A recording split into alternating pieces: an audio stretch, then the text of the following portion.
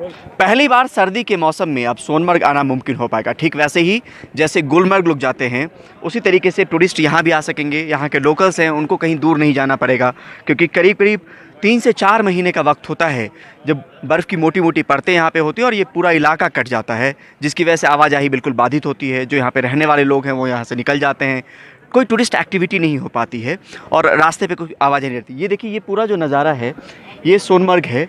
और सोनमर्ग को ख़ास तौर पे ये भी कोशिश की जा रही है इस बार कि टनल बनने की जो ज़रूरत पड़ी वो यहाँ के लोकल्स लोगों को के मद्देनज़र भी, और साथ में टूरिस्ट एक्टिविटी भी बढ़ाई जा सके, उसके मद्देनज़र जो है ये कोशिश की गई। ये टनल है, इसको जेड मोड़ टनल कहा जा रहा है और करीब 6.5 किलोमीटर लंबा ये टनल है। आप ये देख रहे होंगे, ये बगल में स्केप टनल है, वो मेन टनल है। यानी स्केप टनल इसलिए बनाया जाता है क्योंकि अगर कोई कैलामिटी आती है, कोई वैसा हादसा होता है या दुर्घटना की स्थिति होती है, आपदा की स्थिति होती है, तो स्केप टनल से आप निकल सकते हैं। तो 6.5 किलोमीटर लंबा ये टनल है और इसकी खासियत ये होगी कि श्रीनगर से सीधे तौर पर ये टनल आपको सोनमर्ग को जोड़ेगा, जो अब तक मुमकिन नहीं था। क्योंकि 12 महीने की बात करें तो उसमें 3 से 4 महीने बर्फ़ की मोटी इतनी ज़्यादा परत होती थी कि यहाँ पर कोई नहीं रहता था, कोई एक्टिविटी नहीं होती थी, कोई टूरिस्ट एक्टिविटी नहीं, लोकल्स यहाँ पे नहीं रहते थे, कोई गाड़ियों की आवाजाही नहीं होती थी।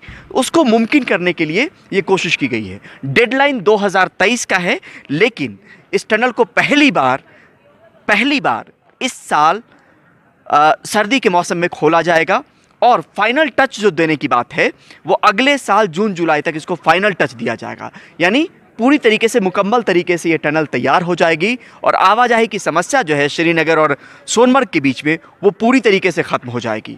और एक लंबी जो कोशिश है वो इंजीनियरिंग तकनीक की दम पे ये सारी चीज़ें की जा रही है, क्योंकि बिना तकनीक के मुमकिन नहीं होता। जब पहाड़ों के बीच से आप देखिए, ऊपर अगर आप देखें तो ये पहाड़ी है और पहाड़ों के बीच से, चट्टानों के बीच से ये सुरंग जो है वो निकाला गया है।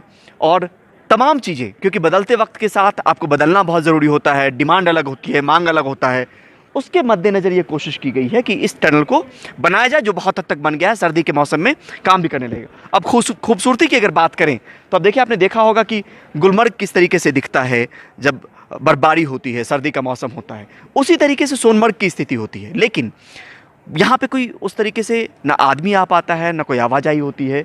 तो ये जो सोनमर्ग है, जहाँ पे उस तरीके की एक्टिविटी को भी बढ़ावा देने की बात है, क्योंकि यहाँ पर रोज़ी रोज़गार को लेके बहुत गिने चुने चीज़ें हैं। टूरिस्ट जो एक्टिविटी है वो सबसे ज़्यादा है और उसी के दम पे सारी चीज़ें चलती है। लेकिन अब ज़रा सोचिए कि जो यहाँ के बाशिंदे हैं, अगर उनकी ज़िंदगी खाना बदोश हो, हर साल उनको 3 से 4 महीने दूसरे इलाके में जाके रहना पड़े, उनकी वो चुनौतियाँ ख़त्म होने वाली है। क्योंकि जब आवाजाही होगी तो कोई दिक्कत नहीं होगा, लोग आते रहेंगे, उनको रोज़ी रोज़गार मिलता रहेगा, वो अपनी जगह पर रह पाएंगे।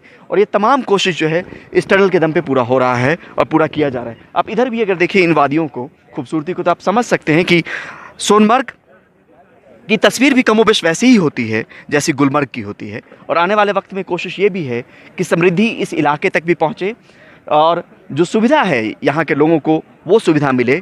तो अब तक जो सोनमर्ग सड़क के रास्ते ठंड के मौसम में बिल्कुल बंद हो जाता था, इस सुरंग की वजह से सीधे श्रीनगर से सोनमर्ग आप 12 महीने आ सकते हैं। और पहली बार ये सुरंग जो है इस सर्दी के मौसम में खोला जाएगा, जहां पे आप देखेंगे कि सोनमर्ग में आवाजाही बरकरार रहेगी और फाइनली इसको अगले साल जुलाई अगस्त में ऑपरेशनल कर दिया जाएगा। बगल में स्केप टनल भी है, तो तमाम चीज़ें सुख सुविधाओं का ख्याल रखा गया कि कैसे स्थिति से निपटा जा सके। इंजीनियरिंग तकनीक की कोशिश है, सोच का यह नतीजा है कि सीधे तौर पे सोनमर्ग जो है वो श्रीनगर से जुड़ने जा रहा है, वो भी 12 महीने के लिए।